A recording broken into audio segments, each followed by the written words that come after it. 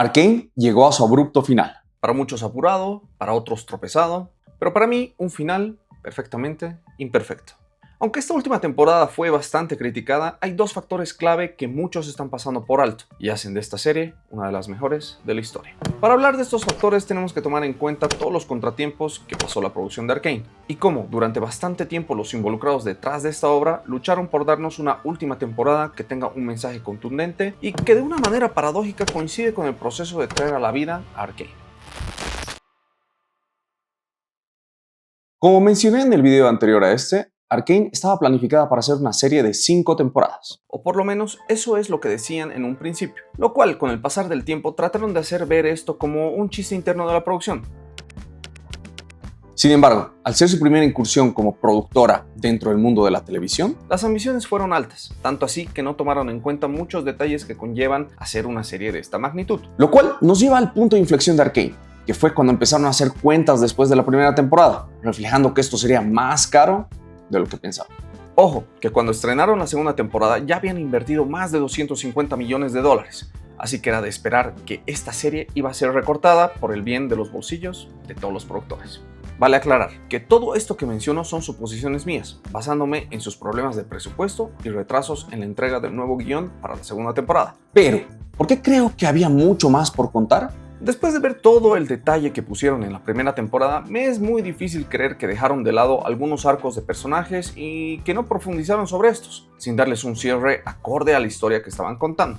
Comenzando por el inicio de la segunda temporada. Este arranca con un time skip donde nos saltamos una parte importante de la historia de Arcane. Estoy más que seguro que tenían planeado dedicar toda una temporada al arco de la ley marcial y cómo Jinx levantó una rebelión y se convirtió en un estandarte de todo un movimiento en contra de la represión, sin dejar de lado el espacio para empatizar y conocer más de nuestros personajes y presentar a otros más como Isha y darles el tiempo necesario para su desarrollo. A pesar de que los arcos de Echo, Heimerdinger y Jace fueron en cierto modo apresurados, de una u otra manera se dieron modos para hacer de estos una trama coherente. Aún así, se puede ver que había mucho más por contar sobre estos personajes y esa aventura multiversal. Y estoy seguro que había unos buenos capítulos dedicados solo a esta parte de la serie, y todo esto con los demás personajes y sus arcos respectivos. Jinx, Vi, Kate, hasta Loris, que seguro tenía por lo menos 10 diálogos interesantes y no solo una muerte silenciosa. La última temporada de Arcane, por lo menos para mí, me dejó ver entre líneas que tenía mucho más por contar y estoy seguro que todos los involucrados en esta serie se quedaron con las ganas de contar una historia más completa y con más temporadas. En fin, llámese presupuesto, problema de tiempos o lo que sea, el problema está en la mesa. ¿Qué hacemos ahora?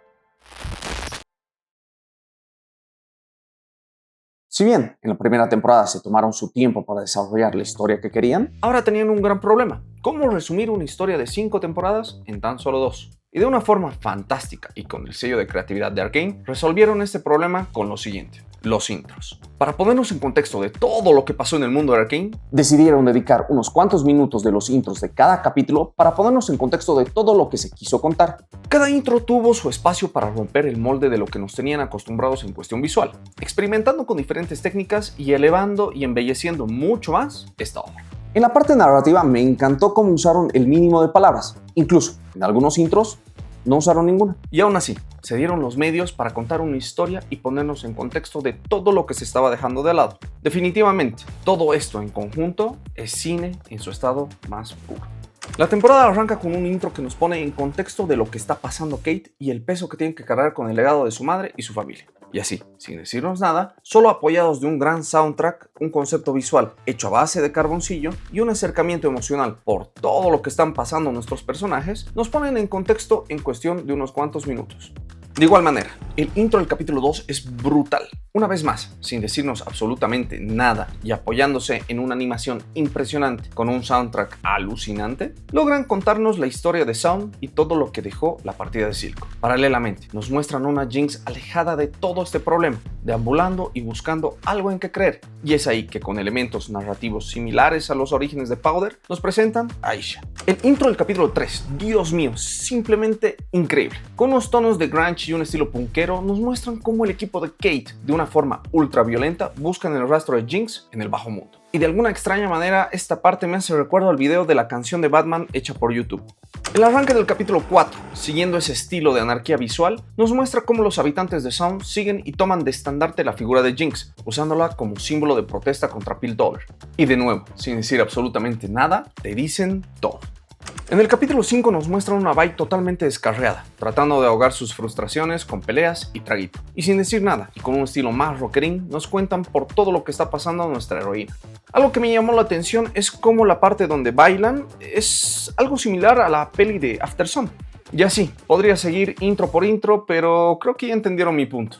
Venimos de una primera temporada donde encontraron la forma y el ritmo para expresar la grandiosa historia que tenían para todos nosotros, tanto de manera narrativa como en su maravillosa animación. Y en esta segunda y abrupta temporada, a pesar de todas las dificultades por las que pasaron, resolvieron todos sus problemas reencontrando esa forma y ritmo con la que abrió la primera temporada. Sin embargo, algo que se quedó dando vueltas en mi cabeza fue su final.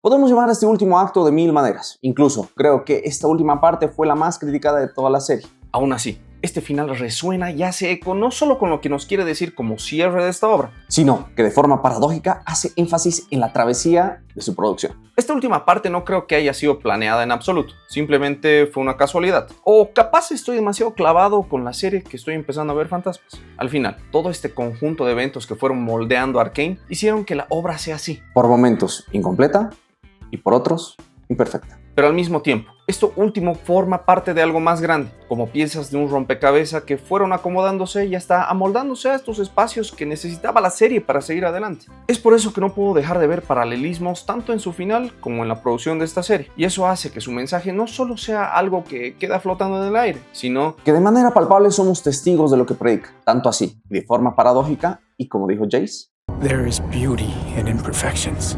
They made you who you are. Definitivamente, Arcane es una serie que se la jugó en muchos aspectos, desde lo financiero hasta en lo creativo, con un equipo que creyó en este proyecto desde el día 1, dando lo mejor de sí para regalarnos una historia maravillosa y que, lastimosamente, solo pudimos ver la superficie de una gran serie. Es así que después de 2 cortas temporadas y un sentimiento de tristeza sabiendo que tenía mucho más por contar, siento que Arcane terminó como tenía que ser, con una narrativa impresionante y que a pesar de sus dificultades, se dio los modos para encontrar su camino y regalarnos el final que merecía la serie.